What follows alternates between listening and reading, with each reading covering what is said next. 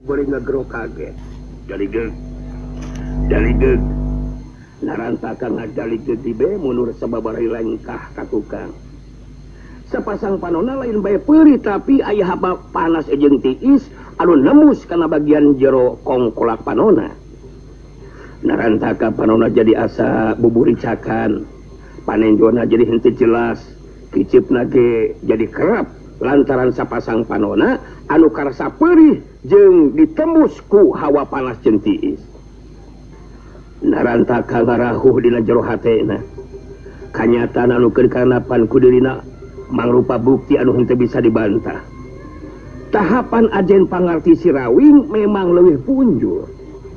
Narantaka jadi sadar mun seug si Rawing niat deleka ka dirina mangka si Rawing bisa bae ngabocosan sapasang panona anu tangtu we balukana sapasang panona Narantaka moal bisa diningali. Narantaka puguhan nyelu anu lain di kieuna sabab baena henteu bisa ngabuktikeun jangjina ka Untari. Tapi kenyataan anu keur karandapan ku dirina dina waktu harita geus teu bisa dibantah deui. Tahapan ajen pangarti si Rawing memang leuwih punjul. Bari dina kayan sapasang panon teu beda ti anu keur ka peureupeunnan ngiceupna kerap harita Narantaka maksakeun maneh nyarita ditujukeun ka si Rawing. Panon aing jadi kieu si Rawing. Kemampuan ilaing nyata leuwih punjul Rawing.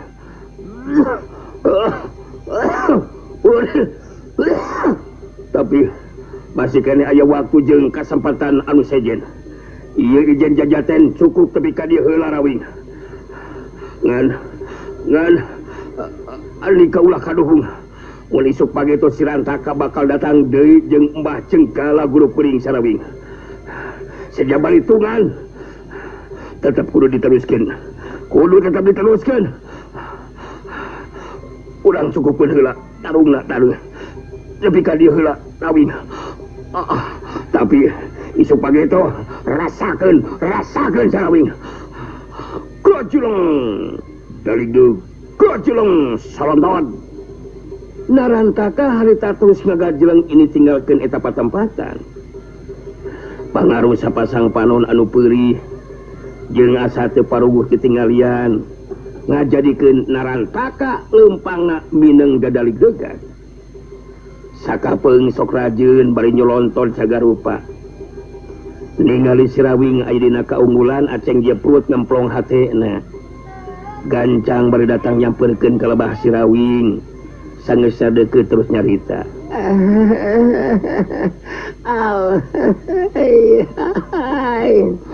Diserang demi Allah tah. Aduh tegang tapi seru Kang Rawing.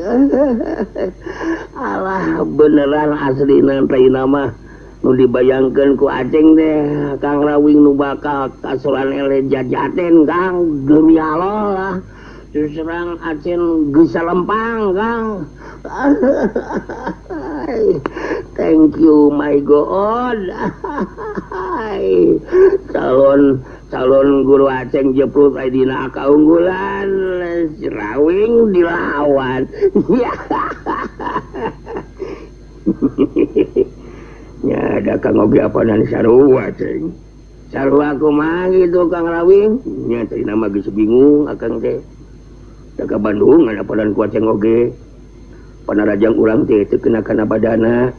Teu karasaeun naon-naon apanan ku Rantaka mah ceng. Tapi demi Allah Kang Rawing ayeuna mah Rantaka jadi kawalahan Kangnya. Sejangkal teh merasakan betapa pilunya kena kepletan Kang Rawing ya.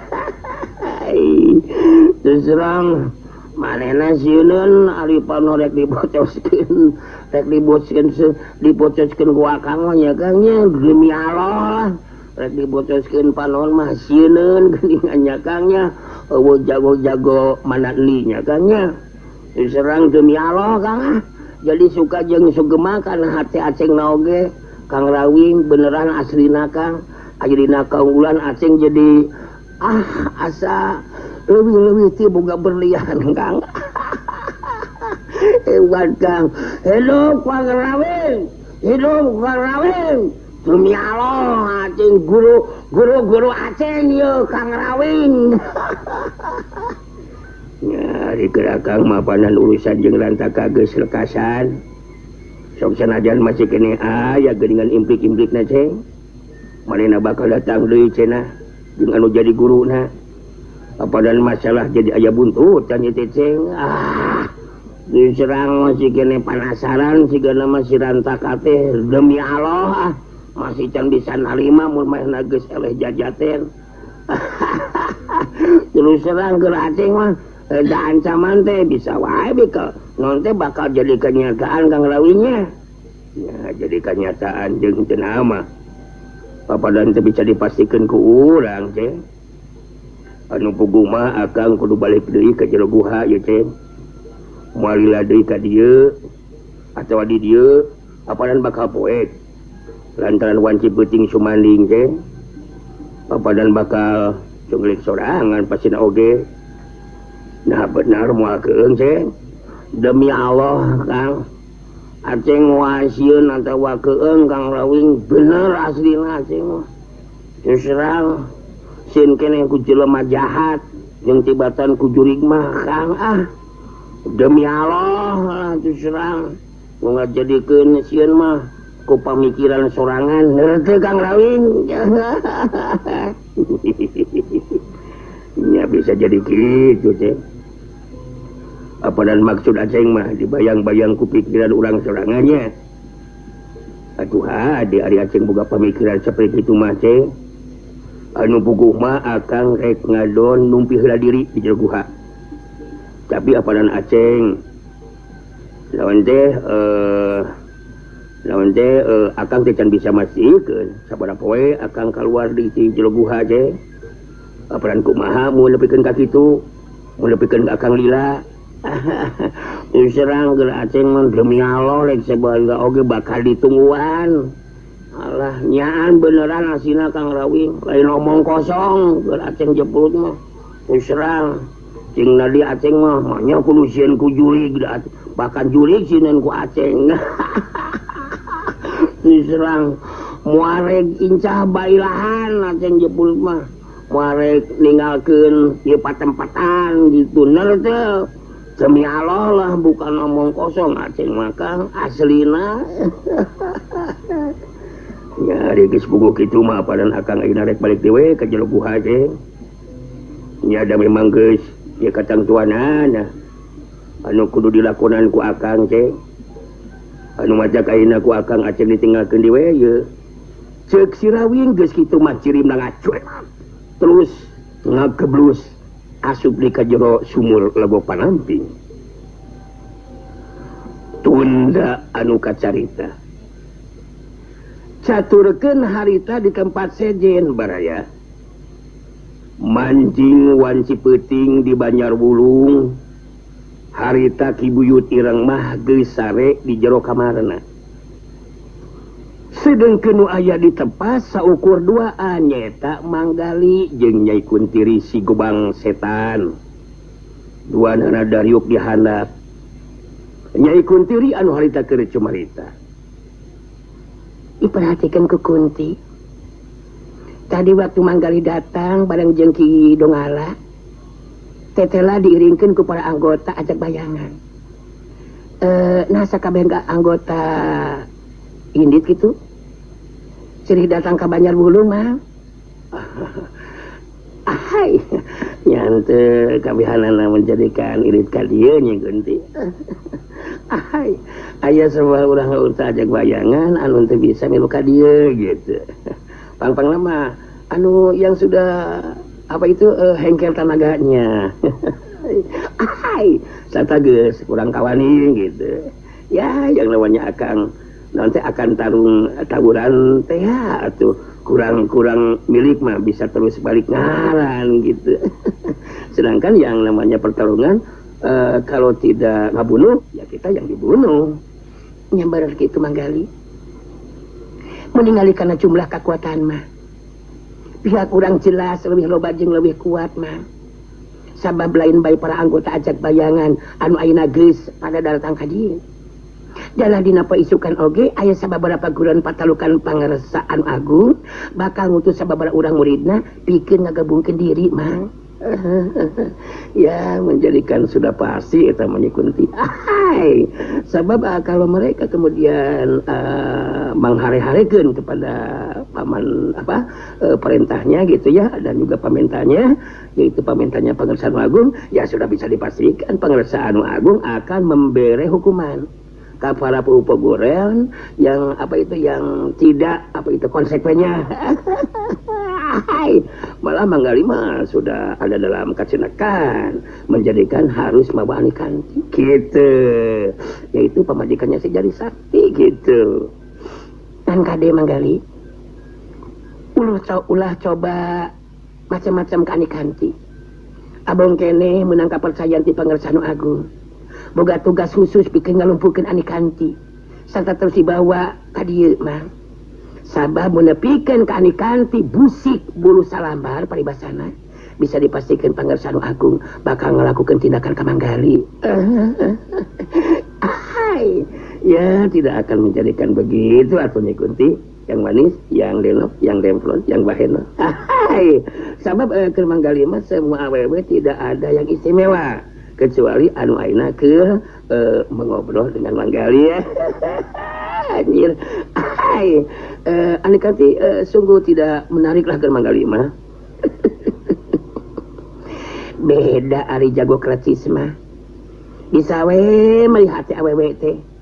Ayeuna Manggali nyarita kitu teh da engke mun Pangersaan Agung geus cenah ngawas dunya kajawaraan mah bisa dipastikan bakal terus nyangan awewe anu sejen.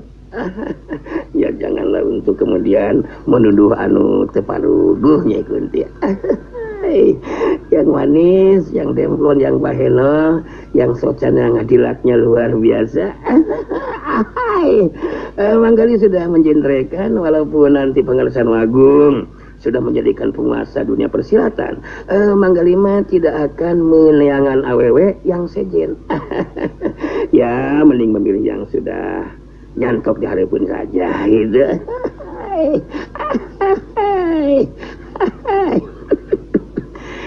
Tapi Manggali kudu ngarti mah Kunti geus lain wanoja saat geus kungsi boga salaki jadi tangtu we mau dibandingkeun jeung wanoja anu masih keneh parawan mah Kunti geus mau bisa ngimbangan Manggali atuh mah.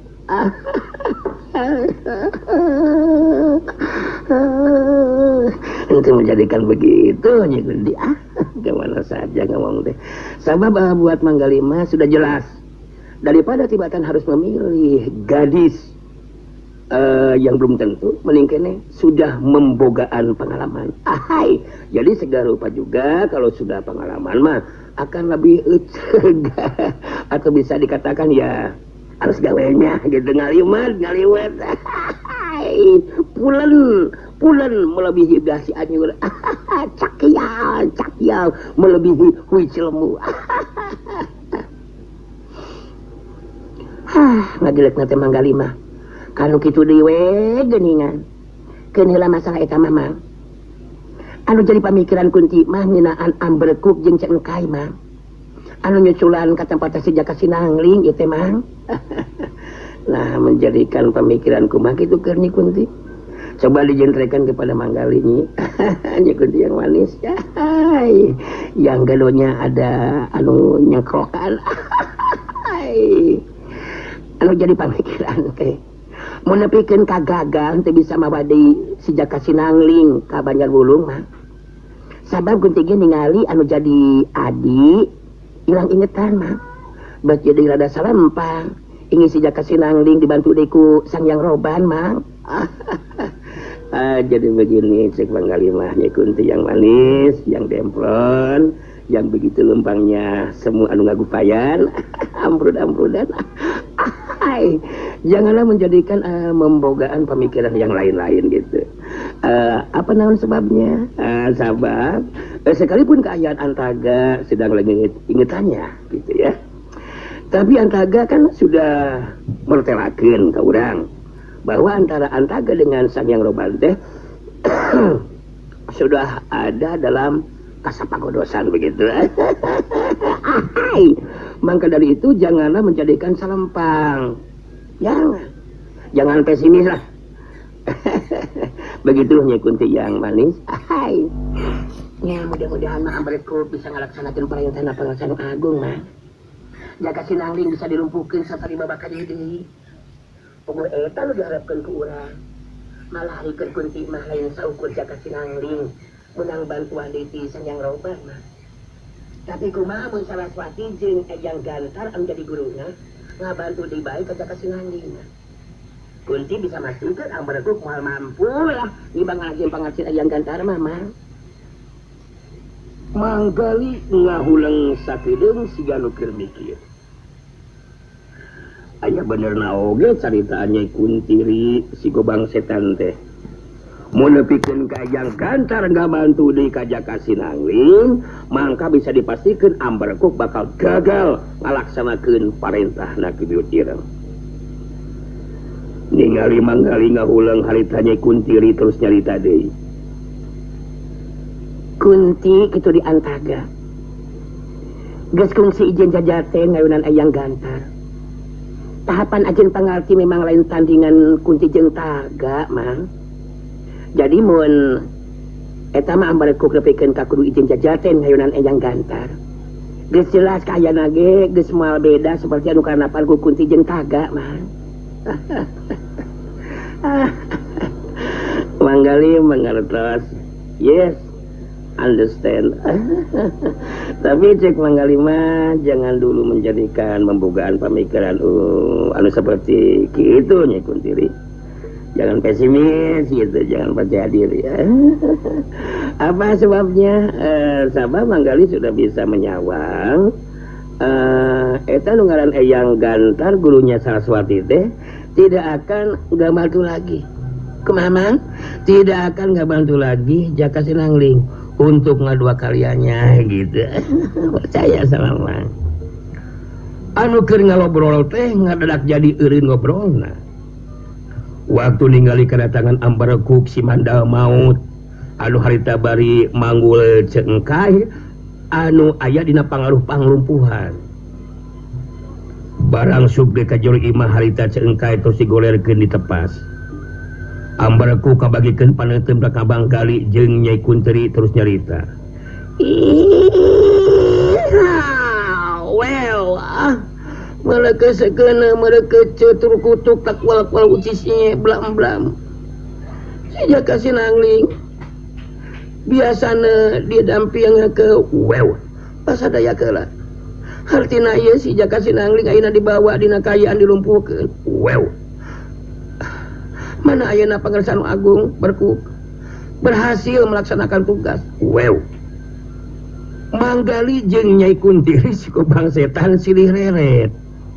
Da buguhkeun maranehna duaan mah sidi kalawan jelas. Anu disebut Jaka Sinangling ku Ambareku teh nyaeta ceengkai anu harta digolerkeun dina kayaan taya daya. Sabab geus dilumpuhkeun ku Ambareku. Manggali netep ke Ambareku petus nyarita. Nanti lanan jang berkuk, nanti lanan. Ya, aku rupa-rupa pisan ya mah ya. Terus terang Manggali menjadikan hokeun ya. Sungguh bingung dan tidak kaharti. Sabab menurut panenjonya Manggali mah eta nu digolerkeun teh bukan si Jaka Sinangling jang berkuk, akan tetapi ceengkai. Ceengkai Ambareku ceengkai. PUPWHIP ceengkai. Ahai. Coba disidikeun lebih jelas. Masa iya ceengkai disebut Jaka Sinangling? Nyai Kuntiri si Gobang Setan langsung bisa ngarti karena kayaan Ambareku si Mandal Maut. Moal buah geus beunang ku kapangaruhan kakuatan Jaka Sinangling anu geus nyamarkeun kana panenjona. Kitu cek pamikiran Nyai Kuntiri dina waktu harita. Harita Nyai Kuntiri terus milu nyarita ditujukeun ke Ambareku. Caritaan Manggali memang benar berkuk. Yang esok senajan kuliah oge sarua. Eta anu disebut Jaka Sinangling teh tayalian ti ceengkai berkuk. Siaku perhatikeun, sidikeun sing telak berkuk. etan digolerkeun turah geus dilumpuhkeun teh lain jaka sinangling lain jaka sinangling barkok amberkuk si manda maut jadi terus mureleng bangun anu ambakeun ngadengi caritana Manggali jeung Nyai Kunti anu saperti kitu. Dina kayan masih keneh nangtung harita amberkuk terus nyarita deui semua anu ngamak. Wow. Kesekina merekecet memakai bahasa Dayak di Lating langsung ulang ngaramang kamana karep ia lain si Cengkai tapi si Jaka Sinangling manehna bisa ngalawan waktu ke dilumpuhkeun tadi nama fungsi ini telah kabur tapi akhirnya benang merekecet kau ngomong anu lain-lain kamana meliwai mereka sekena Nyai Kuntiri anu harita mairan dicaritaan mun kitu mah andika aya dina pangaruh kakuatan disamarkeun panenjok ku Jaka Sinangling barku lebih hade tenangkeun heula pikiran fokuskeun pusirkeun perhatian telekeun sing sidik kalawan jelas nah bener ieu anu ngagola teh Jaka Sinangling mereka sekena manehnya kunci alaga nyalakan si Barkok kasihnya Jaka Sinangling maka disebut si Cengkai orangnya duaan sirik sampai dah Barkok bisa berhasil melaksanakan tugas dari Pangeran Agung mereka sekena mereka ngomong di kamar karap pada Magali berkecet tenang lanan jangan Barkok tenang ya tenang lanan janganlah menjadikan orang ambak dan moral seperti itu apa yang diomongkan oleh Nyai Kunti memang benar ini yang menggoler teh jelas Cengkai lain Jaka Sinangling jangan Barkok sekarang begini kalau ini memang Jaka Sinangling, selanjutnya pertanyaan Manggali, lalu Cengkai di mana? Di mana? Kenapa tidak babarengan datang ke sini?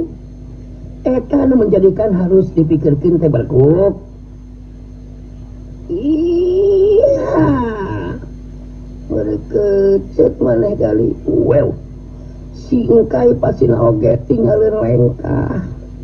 Sahabat Barkok lempangna memang gancang jadi sakedeung di oge bakal aya datang nyusul ka dieu ya mereka sekena mereka cek blekuk takul ucisinya sarua maneh gaya Kunti andika benar-benar geus disamarkeun panenjok ku Jaka Sinangling Barkok ieu Cengkai kaeuh dianggap si Jaka Sinangling lain kala kamu relang jeung ambak Barkok sakuduna andika sadar karena kayaan anu keur kalanapan kudu di andika dina waktu ayeuna Barkok sadar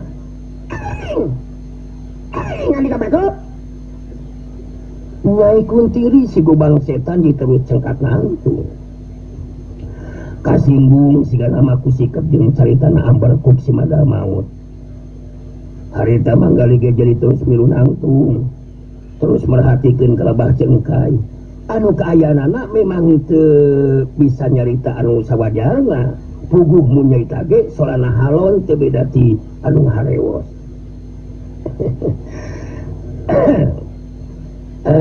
janganlah menjadikan letik hati dulu Nyengkai ya Nyengkai apa yang sekarang sedang karanapan ngarupakeun suatu keayaan anu di luar dugaan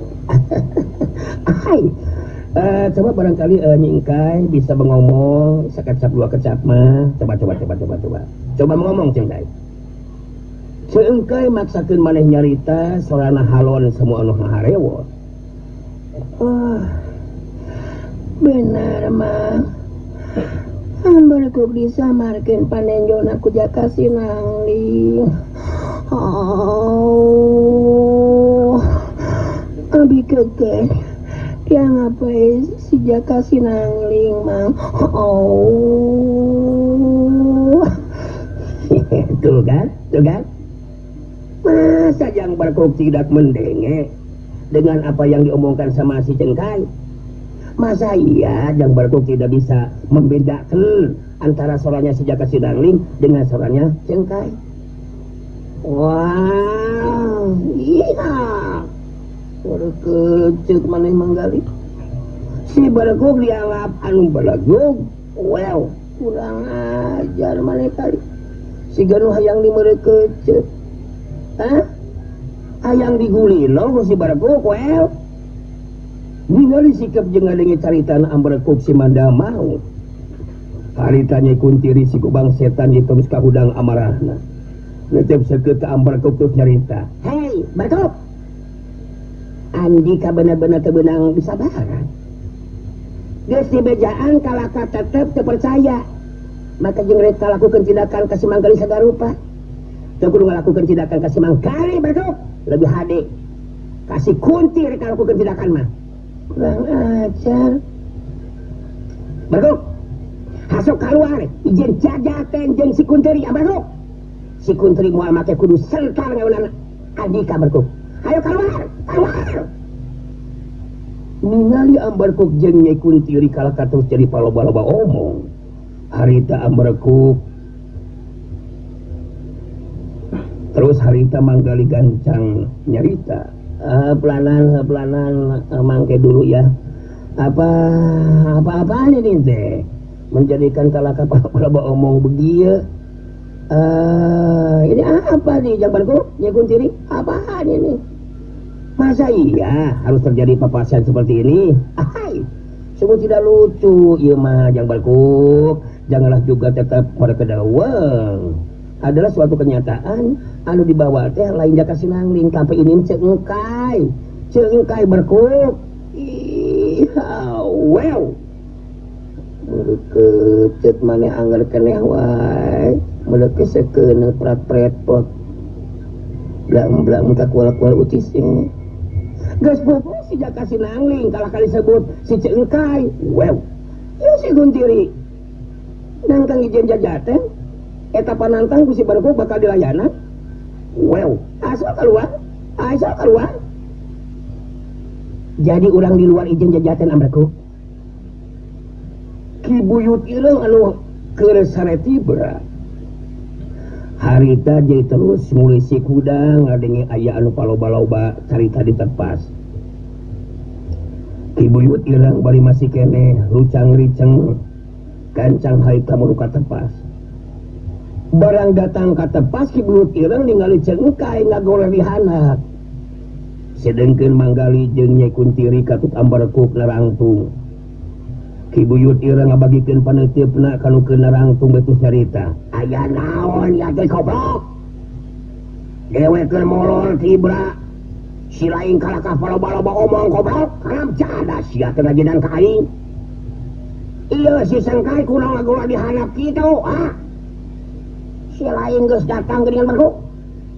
Mana aya si Jaka Sinangling ha? Coba jelaskeun ka dewe.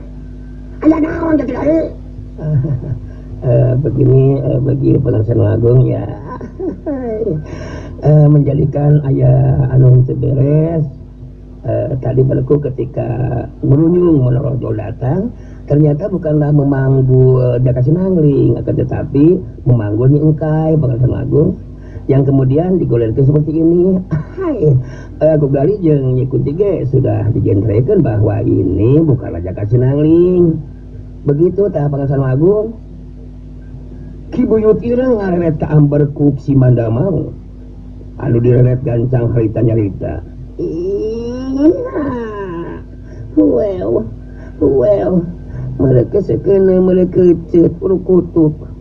Barkok berhasil alumpukeun satamawa si Jaka Sinangling well. Barkok berhasil ngalaksanakeun tugas si pengarsan Agung well. Ki buyut ireung mancrong ka Barkok. Kangaranan jago kolot anu geus beureuseubeuh ku pangalaman sarta mibanda tahapan ajen pangarti anu pinunjul. Harita Ki buyut ireung langsung bisa ngarti kaayaan Barkok aya dina